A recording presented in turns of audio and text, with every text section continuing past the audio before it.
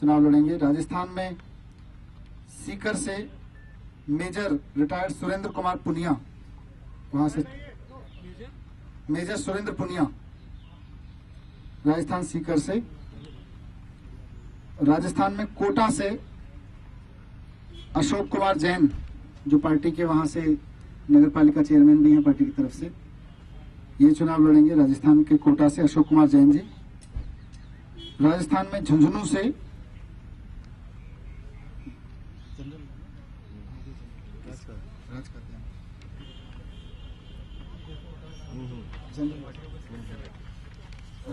झुंझुनू से जनरल राज काद्यान,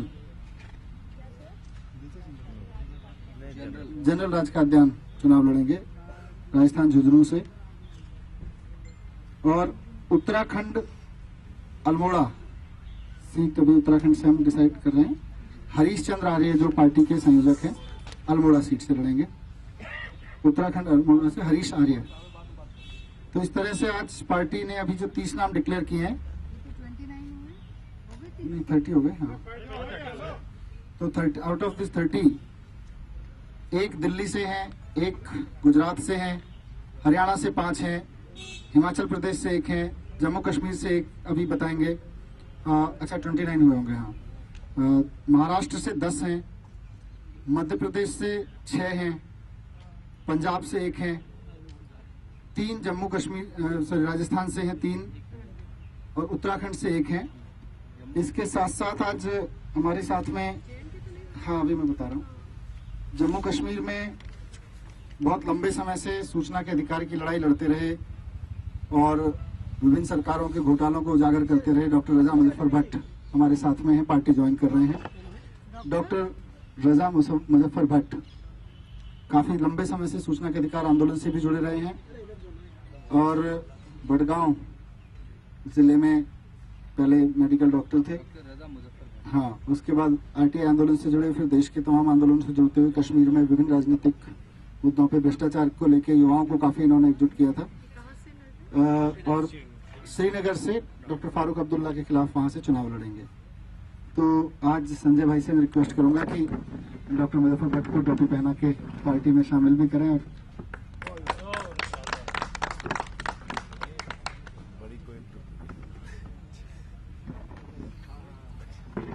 तो ये है पार्टी।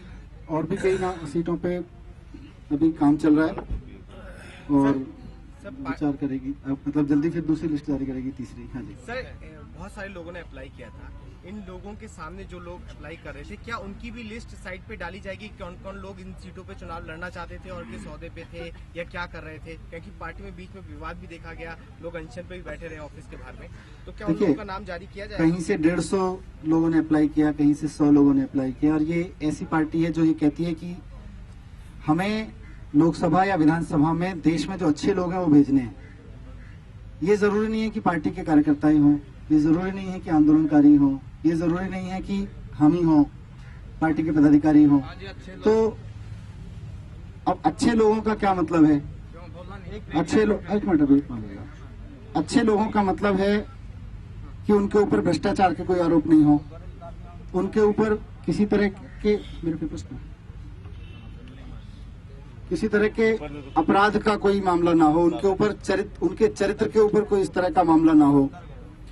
हमने अपनी बेस्ट कोशिश की है कि ऐसे लोग आए, ऐसे लोगों को सेलेक्ट किया जाए।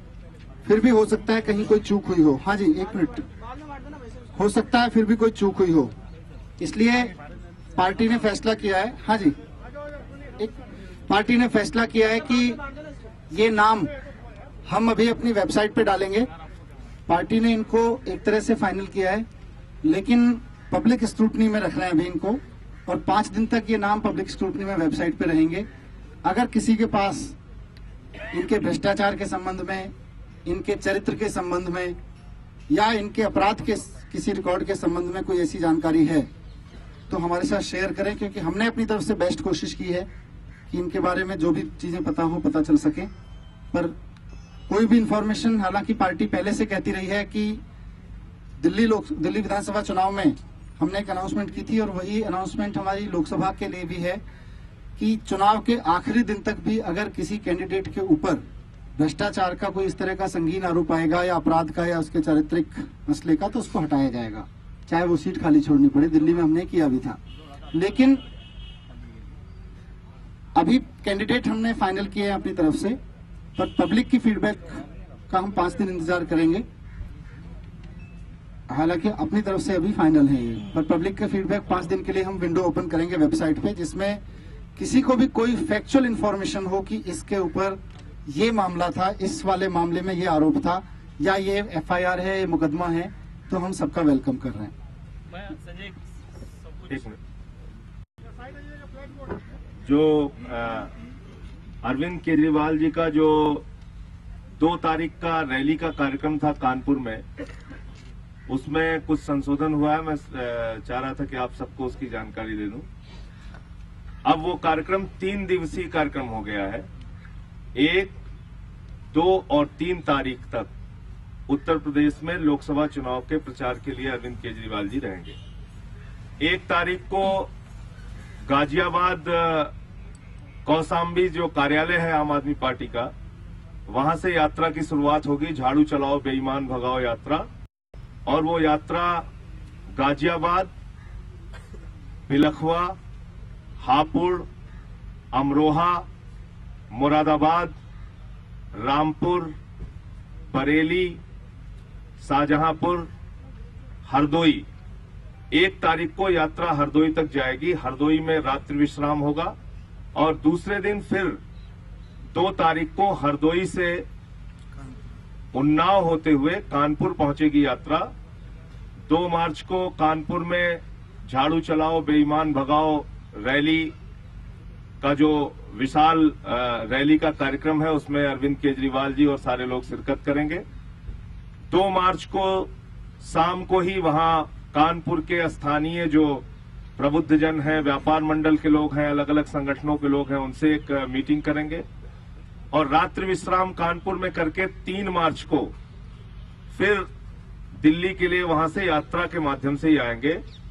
उसमें औरैया, इटावा, फिरोजाबाद, आगरा, मथुरा और पलवल के रास्ते से होते हुए फिर दिल्ली वापस आएंगे। तो ये जो पहले कार्यक्रम सिर्फ 2 मार्च की रैली का था, उसमें परिवर्तन हुआ है। अब ये 3 दिन का प्रचार अभियान अरविंद केजरीवाल जी का उत्तर प्रदेश का रहेगा। मैंने कहा इसको जानिए। कितनी लोकसभा सीटें इसमें करीब करीब 15 लोकसभा सीटें कवर हो रही हैं। आप दोनों से एक सवाल है कि शुरू में जब आप लोगों ने सीट अनाउंस करना शुरू किया था, बहुत सारे लोकल आपके वॉलंटियर जो बहुत पुराने जुड़े थे, उनका सीधा आरोप था कि जो नए लोग आ रहे हैं, हालांकि वो एक अच्छे बैकग्राउंड से आते हैं, एक अलग बहस है, उनको टिकट दिया जा रहा, पार्टी अपने कोर वॉलंटियर्स को इग्नोर कर रही है। क्या इन चीजों में आप अगर या जो सीट जारी की गई है, क्या इनमें भी ये चीजें दी गई है? हमारी आम आदमी पार्टी का खास आदमियों के हमारी प्राथमिकता हमेशा इस बात के लिए है कि जो भी प्रत्याशी आम आदमी पार्टी का हो, वो साफ सुथरी छवि का हो, योग्य व्यक्ति पार्लियामेंट में और विधानसभा में पहुंचे, ये हमारी प्राथमिकता है। नए हो पुराने हो, हमने सबके लिए फॉर्म भरने का और कैंडिडेट बनने का ऑप्शन ओपन किया था। और पूरी चयन प्रक्रिया के तहत जिन लोगों का नाम चयनित हो रहा है, उनमें उनकी छवि का हम ध्यान रख रहे हैं, वो हमारी प्राथमिकता है। नहीं, लेकिन मतलब पुराने वॉलंटियर्स की कोई ऐसा कभी नहीं कहा। ऐसा कभी नहीं कहा गया। ऐसा कभी नहीं कहा गया। MLAs का दिल्ली के अंदर अभी तात्कालिक तौर पे ये फैसला हुआ है कि MLAs को कैंडिडेट नहीं बनाया जाएगा, ये फैसला हुआ है।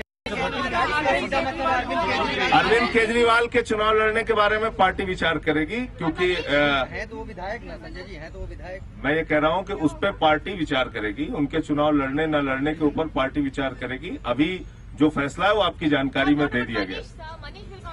अभी कोई और MLA का चुनाव लड़ने का कोई प्रस्ताव नहीं है, लेकिन अगर कोई होगा तो आगे बता देंगे। ये मुजफ्फर भट्ट कुछ बात रखना चाहते हैं।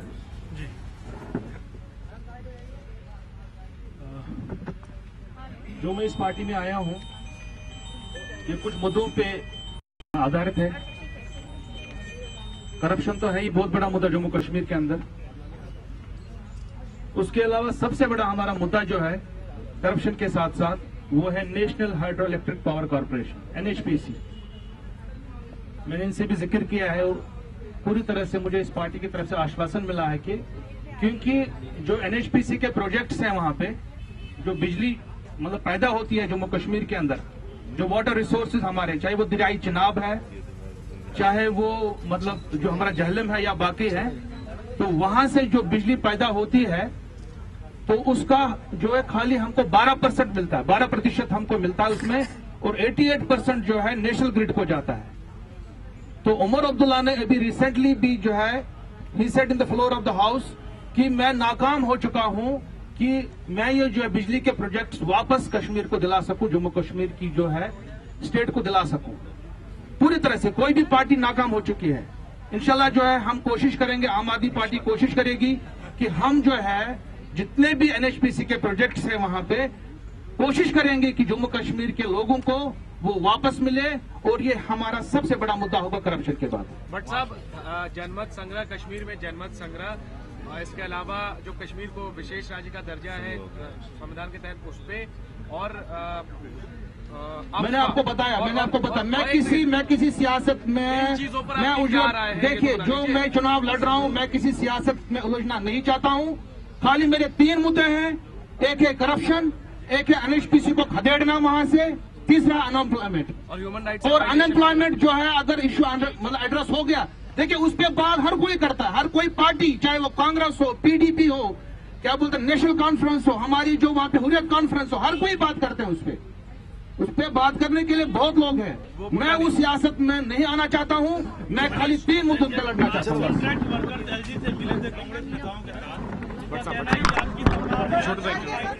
नहीं रखा था।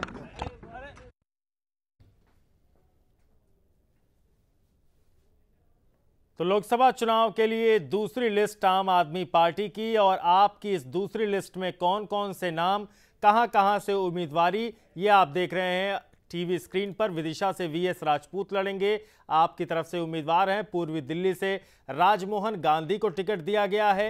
रोहतक से नवीन जयहिंद का नाम सामने लाया गया है। कोटा से अशोक कुमार जैन को टिकट दिया गया है। पटियाला से धर्मवीर गांधी को टिकट मिला है।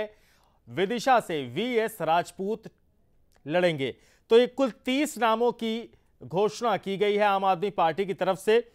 हरियाणा, मध्य प्रदेश, महाराष्ट्र, पंजाब, राजस्थान, उत्तराखंड, जम्मू कश्मीर, तो ये तमाम स्टेट्स को लेकर जो उम्मीदवारी थी, उम्मीदवारों के नामों का चयन था, वो प्रक्रिया पूरी कर ली गई। और यहाँ पर मनीष सिसोदिया ने उन नामों का ऐलान किया है, और उन्होंने ये भी कहा है कि साफ सुथरी छवि की हर कसौटी पर इन उम्मीदवारों को कसा गया है, और अगर हो सकता है किसी तरह की कोई गलती हुई हो तो उसके लिए भी वेबसाइट पर ये सारी चीज़ें डाली गई हैं, ताकि अगर किसी को इन नामों को लेकर किसी तरह की शंका हो या कोई उस तरह की जानकारी हो इनके चरित्र को लेकर, उनके रिकॉर्ड्स को लेकर, तो वो भी सामने लाया जा सकता है और संशोधन किया जा सकता है। लेकिन फिलहाल लोकसभा चुनाव के लिए आम आदमी पार्टी की दूसरी लिस्ट का ऐलान हो गया है।